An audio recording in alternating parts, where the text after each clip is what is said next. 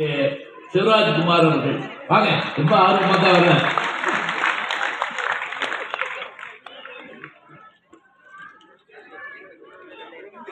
ஈடு இணையில்லாத தமிழுக்கும் தென்காசி மாவட்டம் கடையம் அடுத்த புங்கப்பட்டி நினைவில் வாழும் என் தாய் தந்தையர் லட்சுமி மனோகரன் அவருடைய பொற்பாதங்களுக்கும் எனது தலை வணக்கம். ஆண்டோர் நிறைந்த இந்த சபைக்கு எனது மாலை வணக்கங்கள். எதிரணியில மிக அழகாக பேசினார்கள், நீங்களும் கைத்தட்டி மகிழ்ந்தீர்கள். அவங்க ரெண்டு பேரும் பேசும்போதே சொன்னாங்க, நவரத் மேடம் பேசும்போது சொன்னாங்க, திருமணத்துக்கு போனாங்களாம், பார்க்குக்கு போனாங்களாம், சினிமாவுக்கு போனாங்களாம், அடுத்து ஃபாரின் ட்ரிப்புக்கு போனாங்களாம். எனக்கு பின்னாடி ஒருத்தவங்க வராங்க, சொந்தக்காரங்களை கூட்டிட்டு வந்து மஸ்கட் ஃபுல்லா சுத்தி காமிச்சிருக்காங்க. உங்களையும் என்னையும் மட்டும் வீட்டை விட்டு வெளில வந்துடாதீங்கன்னு பேச சொல்றதுக்கு வந்திருக்காங்க. ஊருக்கு உபதேசம்.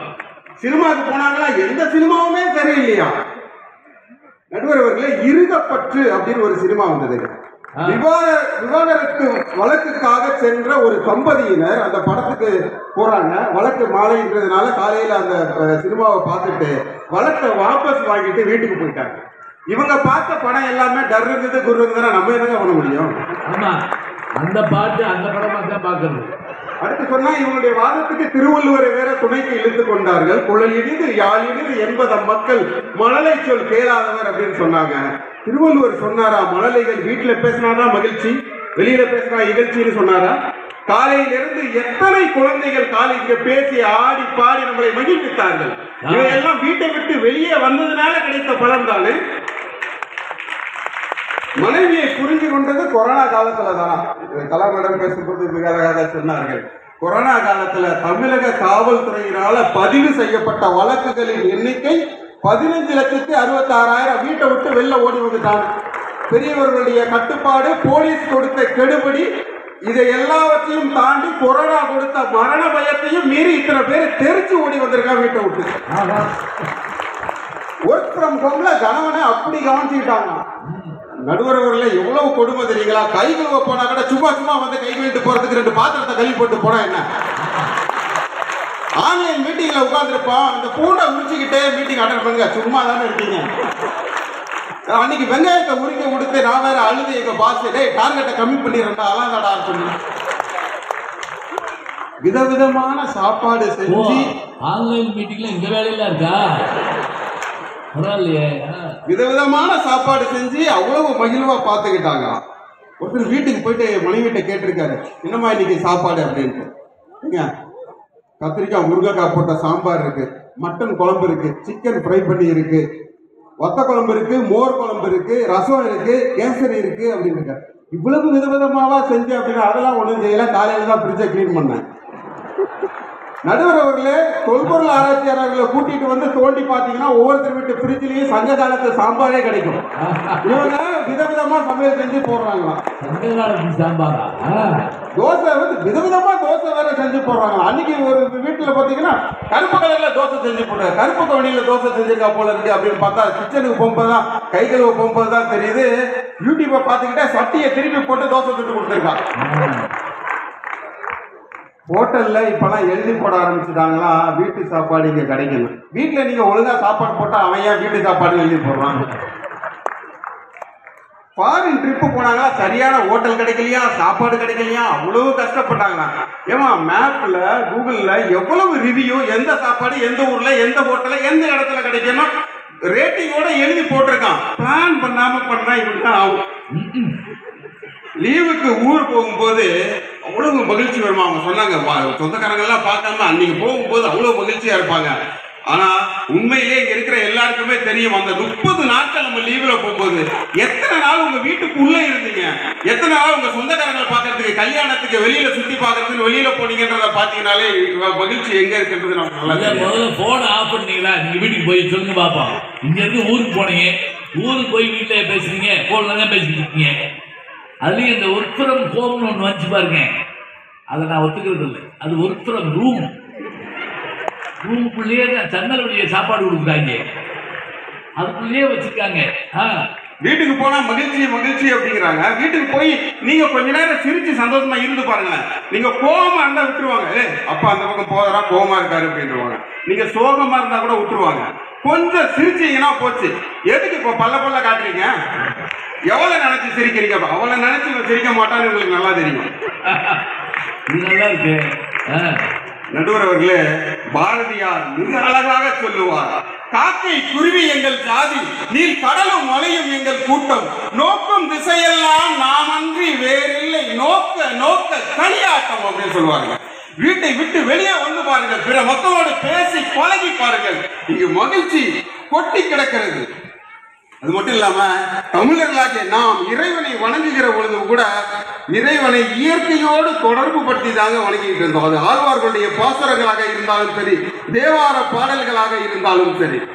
ஆழிமலை கண்ணா ஒன்று நீ கைக்கிறவே ஆழியில் புக்கு முகந்து கொடுகார் தேரி ஊழி புதல்வன் உருவம் போல் மெய்கருத்து பாழியும் தோளுடை பத்மநாபன் கையில் ஆழி போல் மின்னி வலம்புரி போல் நின்று அதிர்ந்து தாழாதே சார்ந்தம் வைத்த சரமலை போல் வாழ உலகினில் பெய்திடாய் நாங்களும் மார்கழி நீராட மகிழ்ந்தேலோர் எம்பாவாயே. ஆண்டால் இறைவனை பாடுகிற பொழுது கூட மழை பெய்கிற அறிவியலை தன்னுடைய பாடலுக்குள்ள புதைத்து வைத்து பாடுகிறார்கள். ஏன் தெரியுங்களா? ஏன்னா வீட்டை விட்டு வெளியே வந்து இயற்கையை ரசிக்க முடியாதவனால இறைவனை ருசிக்க முடியாது என்பதை தெரிந்து வைத்திருக்கிறாங்க. அதனாலதான் பாரதியார் பாடுவாரு, பிற சமயங்கள் எல்லாம் இங்க பாக்குற எல்லாமே மாயை, இங்க இருக்கிற மனிதர்கள் எல்லாமே மாயை, இந்த உலகமே மாயை மாயைன்னு சொன்ன பொழுது பாரதியார் தான் சொன்னாரு, தமிழர்களாகிய நாம் வியனுலக அனைத்தையும் அமுது என நுகரும் வேத வாழ்வினை கைப்பிடித்தோம், ஜெய பேரிகை கொட்டடா அப்படின்னு சொன்னாங்க. மகிழ்ச்சின்னு சொல்றாங்க. இன்னைக்கு எந்த வீட்டுலங்க மகிழ்ச்சி இருக்குது? எந்த வீட்டுக்குள்ள போனீங்கனாலும் 2 டிவி 4 மொபைல். மாமியார் பார்க்குற சீரியல் மருமகளுக்கு பிடிக்காது, மருமகளை பார்க்கறது மாமியாருக்கு பிடிக்காது. ஒரு மருமக மாமியாரை காணுன்னு ஊரெல்லாம் தேடி இருக்காங்க, தெருவெல்லாம் தேடி முடித்து தேம்பி தேம்பி அழுதுகிட்டு போய் போலீஸ் ஸ்டேஷன்ல கம்ப்ளைண்ட் கொடுத்துருக்காங்க. இன்ஸ்பெக்டர் மயங்கி விழுந்துட்டாரு. இப்படி ஒரு பாசமான மருமகளை அவர் பார்த்ததே கிடையாது. எந்திரிச்சு கேட்டிருக்காரு, ஏமா உன் மாமியாரை இப்படி தேடுறியே என்ன காரணம்னு கேட்டிருக்காரு. பாதி சண்டையில் இருக்கும்போது ஓடி போயிட்டாங்க. சண்டையை முடியல, எனக்கு மண்டை வெடிச்சிடும். முன்பெல்லாம் நடுவர் அவர்களே, குழந்தைகள் வீட்டுக்குள்ள விளையாடிட்டு இருந்தாங்க. வீட்டுக்குள்ள என்ன விளையாட்டு, வெளில போய் விளையாடுங்களான்னு சொல்லுவோம். இன்றைக்கு அதுக்கெல்லாம் வீட்டுக்கு தங்கச்சி வீட்டு அண்ணன் வீட்டு குழந்தைகள் எல்லாமே வந்திருக்காங்க. வெளில போற குழந்தைகளை வீட்டுக்குள்ள கூட்டிட்டு போய் உள்ள போய் கிடக்கு. ஒரு கதவை திறந்து உள்ள விட்டாச்சு 10 குழந்தைகள் நடுவர்களே. கொஞ்ச நேரம் கழிச்சு கதவை திறந்து பார்த்தா 10 பேர் கையிலும் ஆளுக்கு ஒரு தொலைபேசி, மொத்தமா உட்கார்ந்து தனித்தனியாக விளையாடி கொண்டிருக்கிறார்கள். இதுதான் மகிழ்ச்சின்னு உங்க குழந்தைகளுக்கு நம்ம கற்றுக் கொடுக்க போறோமா? இன்றைக்கு நம்முடைய குழந்தைகளுக்கு ஆன்லைன்ல பாடம் நடத்துறதுக்கு ஒரு டேப், கணிப்பொறியில பாடம் படிப்பதற்கு ஒரு கணிப்பொறி, அவன் ஃப்ரீயா இருக்கும்போது விளையாடுறதுக்கு ஒரு பிளே ஸ்டேஷன். இப்படி வீட்டுக்குள்ளேயே அவனுக்கு எல்லாவற்றையும் வாங்கி கொடுத்து வெளி உலகை பார்த்து பயப்படுகிற, வெளியில இருக்கிற உலகத்தோடு பிற குழந்தைகளோடு பழக பயப்படுகிற ஒரு தலைமுறையினரை நாம் உருவாக்கி கொண்டிருக்கிறோம். உங்க வீட்டுக்குள்ள இருக்கிற குழந்தைகளை வெளியே கூட்டிட்டு போங்க, ஒரு நீண்ட தூர பயணம் கூட்டிட்டு போங்க. உங்க குடும்பத்தில் இருக்கிற சுக துக்க நிகழ்ச்சிகள்ல கலந்து கொள்ள சொல்லுங்க. இது மாமா, இது தாத்தா, இது பாட்டி, இது பெரியப்பா, இது சித்தப்பா, இது நம்ம ஊரு கோயில், இது நம்ம ஊரு தேர் திருவிழா, கூட்டிட்டு போயிட்டு காட்டுங்க. உங்களுடைய வீட்டுல குளியலறையில சவர்ல குளிச்சுக்கிட்டு இருக்கிற குழந்தைகளை வீட்டுக்கு வெளியே இழுத்து வந்து வெளியில நீரோடைகள்ல, ஊரணிகள்ல, கண்மாயில, வாய்க்கால்கள்ல, குளங்கள்ல, ஏரிகள்ல, ஆறுகள்ல, பேரருவிகள்ல குளிக்கிற பேரானந்தத்தை கற்றுக் கொடுங்கள். எந்த குழந்தை வீட்டை விட்டு வெளியே வந்து பிற குழந்தைகளோடு பழக கற்றுக்கொள்கிறதோ, இந்த உலகத்தில் இருக்கிற இன்பங்களை எல்லாம் அறத்தோடு கூட நுகர கற்றுக்கொள்கிறதோ, அந்த குழந்தை தான் பிற்காலத்தில் ஒரு கலைஞனாக, ஒரு தலைவனாக உருவெடுக்கும் என்பதை உங்களுடைய மனதிலே நிறுத்துங்கள். நான் இப்படி கூறி என்னுடைய வாதத்தை நிறைவு செய்கிறேன். நம்ம எல்லாரோட வீட்டிலையுமே ஒரு பூஜை இடம் இருக்கும், சின்னதோ பெருசோ எல்லார் வீட்லயுமே இருக்கும். உங்க வீட்டு பூஜை அறையில சாமி இல்லைன்னு சொல்லியா கோயிலுக்கு சாமி கும்பிட போறீங்க? இல்லைங்க. நம்ம வீட்டுக்குள்ள இருக்கிற பூஜை அறையில சாமி கும்பிடுவது நமக்கு மனதுக்கு நிம்மதியான ஒரு விஷயம். அப்படின்னா கோயில்ல போய் குடும்பத்தோடு சேர்ந்து சாமி கும்பிட்டுட்டு கோயிலை சுத்தி பார்த்து அது பிரகாரத்துல உட்கார்ந்து பிற மக்களோடு கலந்து பேசிவிட்டு வருவது ஊர் கூடி தேர் இழுக்கிற பேரானந்தம். அந்த பெருமகிழ்ச்சி வீட்டுக்குள்ள கிடைக்காது, வெளியில் தான் என்று கூறி என்னுடைய வாதத்தை நிறைவு செய்கிறேன்.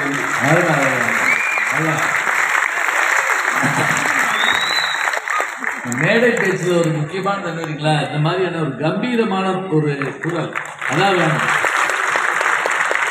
அதை நான் சொல்ல வர்ற செய்தியை சொல்றப்ப ஒரு அழுத்தம் இருக்கணும். இப்ப தமிழ் சினிமாவிலே நீங்க பாருங்க, டி.எம். சௌந்தரராஜனுடைய குரலுக்கு பிறகு எனக்கு தெரிஞ்சு சொல்றேன், அவர் மதுரைக்காரர்களுக்காக நான் சொல்றேன், ஒரு வகையான கம்பீரமான ஆண்மை குரல்னு நம்ம சொல்ல முடியாது. அது காலம் மாற மாற மாற அதை காணவே காணும். அப்படியான ஒரு குரல் ரொம்ப அழகா அற்புதமா பாரதியார் பாட்டு சொல்ற போதெல்லாம் காக்கை குருவி எங்கள் ஜாதின்னு சொன்னா அந்த வியனுலகத்தையுமே நம்ம பார்த்து மகிழ்வோம் சொன்னா அதுக்கான தன்மை எப்படி இருக்கு பாருங்க. அது மட்டும் இல்ல, அவர் கேட்டாருங்க பாரதியார், எல்லா மாயைன்னு சொல்லாதப்பா, நிற்பதுவே நடப்பதுவே பறப்பதுவே, இது மாயையா? மனைவி மாயையா? குழந்தை மாயையா? இல்லைன்னு இயற்கையை பாடுறப்பதான் தெரியும். அதுவும் இந்த ஆண்டாளுடைய பாசுரத்துல 4வது பாட்டை சொன்னார் பாருங்க, அதே அப்பா நான் தூக்கி போயிட்டேன். ரொம்ப நல்லா இருந்துச்சு. ஆழிங்கிற ஒரு சொல்ல நம்ம எத்தனை முறை பயன்படுத்துதுங்கிறீங்க. ஆழினா கடல், ஆழினா சக்கரம், என்ன அந்த வார்த்தைக்கு பாருங்க. யாரு? பெண்ணு, 8ஆம் நூற்றாண்டு. என் நண்பர் எழுத்தாளர் சுஜாதா அவர்கள், அவர்கிட்ட நான் ஒரு முறை கேட்டேங்க, சிவாஜி படத்துக்கு அவர் வசனம் எழுதி படம் பயங்கரமா ஹிட் ஆகுது, சூப்பர் ஸ்டார் நடிச்ச படம், அதிருது இல்ல அப்படின்னு வரும்ல, சும்மா அதிருது இல்ல, பயங்கர ஹிட்டு படம். நான் சுஜாதாட்ட கேட்டேன், இந்த அதிருது இல்லைங்கிற வார்த்தை நீங்க ஆண்டாள் பாட்டுல இருந்து எடுத்தீங்களான்னு கேட்டேன். அவருக்கு சந்தோஷம் தாங்க. ஆமா, அது நம்ம சொத்து தானுங்க அப்படின்னாரு. அது நம்ம சொத்து தானே. அந்த பாட்டு தான் அவர் சொன்னது. ஆழி போல் மின்னி வளம்புரி போல் நின்றதிருந்து, அதிர்ந்துங்கிற வார்த்தையை ஆண்டாள் பயன்படுத்தலாம். இப்ப பாக்குறப்ப கேட்கிறப்ப என்ன அழகா இருக்கு பாருங்க. அது அப்படியே மேகம் கருப்பா கண்ணபெருமான் மாதிரி இருக்குமா. அது மட்டும் அது அப்படியே விட்டுறாப்புல, வேற என்ன, அவன் உருவம் மாதிரி இருக்கும், அவன் கையில இருக்கக்கூடிய வில்லு, அது பேர் என்ன பேருன்னா சார்ங்கம்னு பேரு. சார்ங்கிறது கண்ணபெருமான் கையில இருக்கக்கூடிய வில்லுக்கு பேர் சார்ங்கம். என்னமோ துப்பாக்கியை கண்டுபிடிச்சு AK-47 வச்சுட்டான்னு நம்ம சொல்றோம். நம்மள எல்லாத்துக்கும் பேர் இருந்துச்சுங்க. ராமன் கையில இருக்கக்கூடிய வில்லுக்கு பேர் கோதண்டம், அர்ஜுனன் கையில இருக்கக்கூடிய வில்லுக்கு பேர் காண்டீபம். தாளாதே சாந்தம் உதைத்த சரமழை, சாரங்கபாணி பேர் வைக்கிறோம் இல்லையா, கோதண்டபாணி பேர் வைக்கிறோம் இல்லையா, விநாகபாணி பேர் வைக்கிறோம் இல்லையா, எல்லாம் வில்லோட பேருங்க. அதோடு மட்டும் இல்ல, இந்த துப்பாக்கி குண்டு பர்ம படைகள் எல்லாம் கண்டுபிடிச்சது யாருன்னு கண்டுபிடிப்பா இல்ல, ராமாயணத்துல இருக்குங்க. வாலி மேல போடப்பட்ட அம்ப பிடிச்சிட்டான், வாலி பிடிச்சிட்டா அப்படின்னு இருக்கிறாங்க. ஏன் தெரியுமா? அதுல பேர் போட்டிருக்குமா. அந்த காலத்துல யாருடைய பானம்ங்கிறதுல அதுல அந்த ராமன், அந்த ராமனுடைய நாமம் கண்ணில் தெரிய கேட்டான். அப்ப இதெல்லாம் இருந்துக்கு. இதெல்லாம் பாருங்க, இந்த பிள்ளைகளை கூட்டு போய் கொஞ்சம் வெளியில ஆறு குளம் கடல்னு காட்டுங்க. எல்லாத்தையும் டிவியில காட்டாதீங்க. காட்டினா என்ன ஆகும்? அதுக்கு வெளி உலகம் தெரியாம போயிடும். கலாமுடைய ஆசிரியர் சொல்றாரு, பறவை பறக்கும், அது எப்படி நம்பதுன்னு கேட்கிறாரு கலாம். சின்ன பிள்ளையா இருக்கப்ப அவங்க எல்லாத்தையும் ராமேஸ்வரம் கடற்கரை கூட்டு போய் காமிச்சாராங்க. அவங்க வாத்தியார் சிவசுப்பிரமணிய ஐயர்னு அவரு, இப்படித்தான் பறக்குது பறவை. பின்னாடி ஏரோநாட்டிக் இன்ஜினியரிங் படிக்கிறதுக்காக எனக்கான சிந்தனையை என் ஆசிரியர் பறவைகளிடமிருந்து கற்றுக் கொடுத்தாருன்னு கலாம் அவர்கள் சொல்றாருன்னு சொன்னா, கல்வி என்பது அப்படி கற்றுக்கொண்டால்தான். ரொம்ப அருமையா பேசியிருக்காரு. அவருக்கு நம்முடைய வாழ்த்தை சொல்லி நிறைவாக